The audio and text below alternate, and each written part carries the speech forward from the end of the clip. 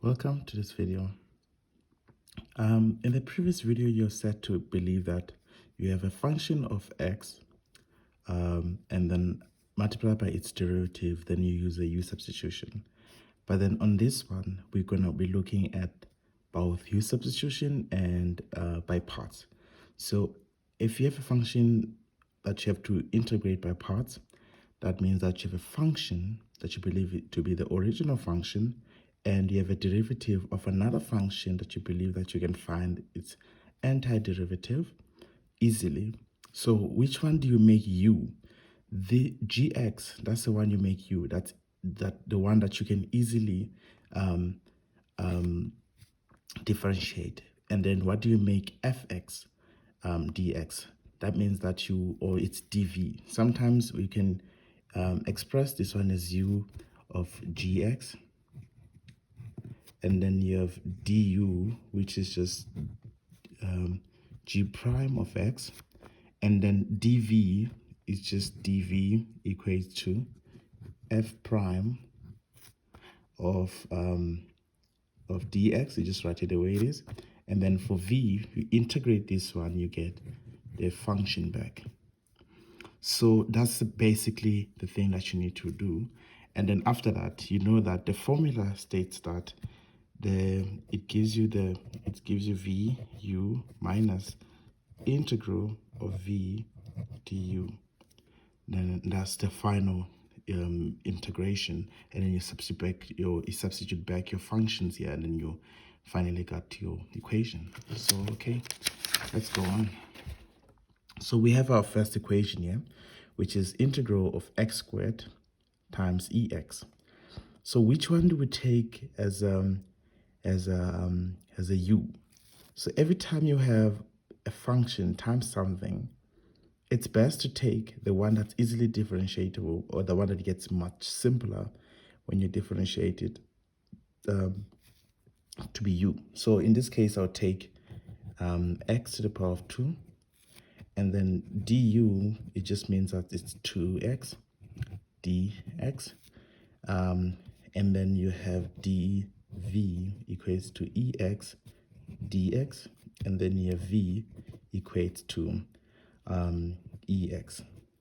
And now you can take its u v minus integral of v du. So this is the same as just substitute in those values. So it's x squared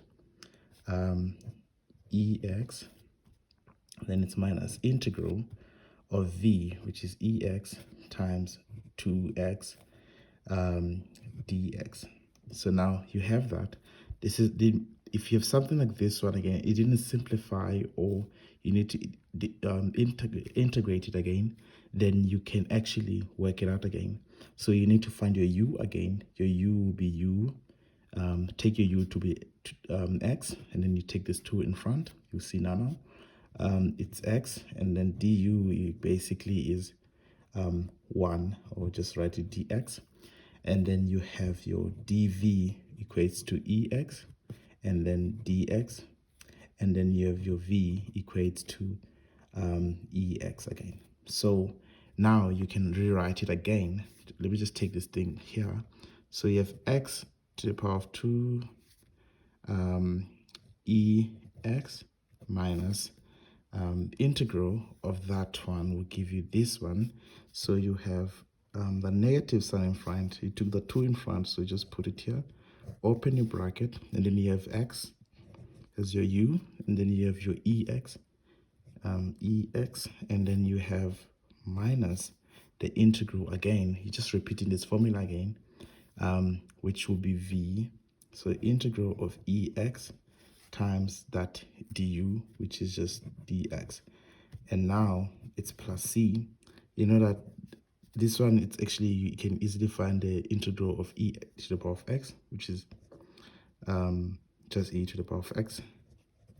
So these are 2x. Let me not simplify it. Let me just leave it in the bracket there. And then you have negative e to the power of x, and then close bracket plus c. So that's your final answer for that equation. And then let's move on to this one. So on this one, what do?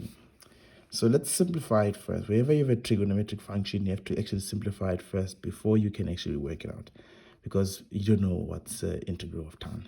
You can use by parts, but you're going to end up somewhere in a distant land.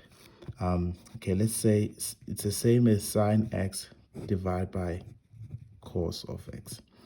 Let's just write our dx here. So now you can see that it's basically use substitution, because it's this times its derivative. So it's basically u will be cos of x, and then du basically is sine, negative sine of x dx. And now you have that. So now you can actually simplify it or substitute back. So you have a negative integral, that's a negative there. And then you have 1 over u du. Because if you take this one, the same as that one. Okay, and then you have negative the integral of 1 over u, same as 1 over x, just ln absolute value u plus c, and then substitute your u back, you have negative ln of that one, which is cos of x. Then you're done. Okay, now let's look at ln x. So wherever you have that one, you can use substitution.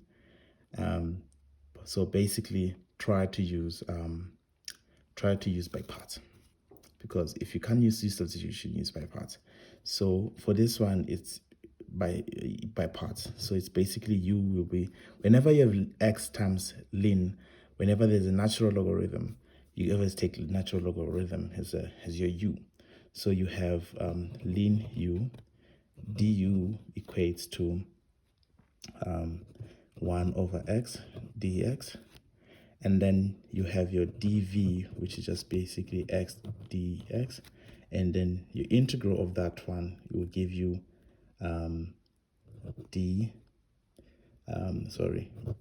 v equates to x to the power of 2 divided by 2. You see, it will simplify now. And then you write your equation here. So it's just basically u, just focus there. It's basically your u equates to ln of u divided by 2 x to the power of 2 minus integral of v, which is x to the power of 2 divided by 2, and then times that x, and then you just x in the denominator dx. So you note that one of the x's will cancel here. So you have ln x squared divided by 2 minus that x dx. Then you can have something like it's a half, and then inside the function you have x only, and then x to the power, it just becomes x to the power of 2 divided by 2, and then it's plus c. And then after that you can just simplify it to have ln of x squared divided by 2 minus 1 over 4 x squared plus c. That's your final answer.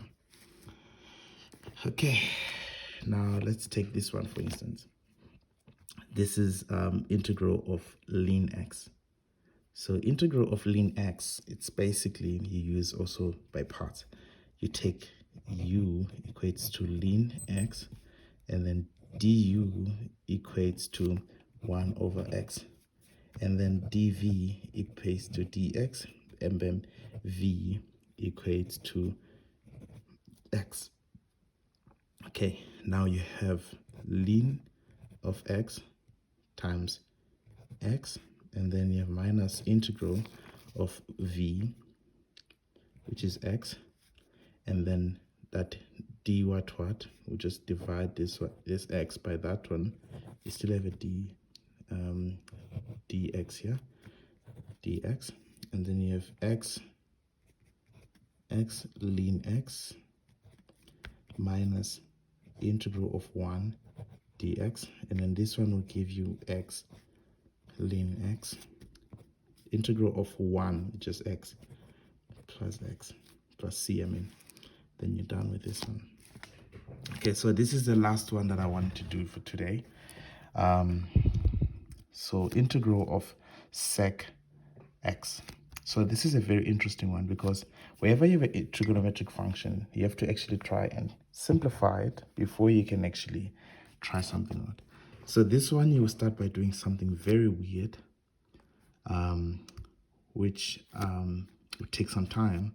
And there's two ways to integrate this one, but we're not going to look at the other one. It will involve partial fractions or decomposition of partial fractions.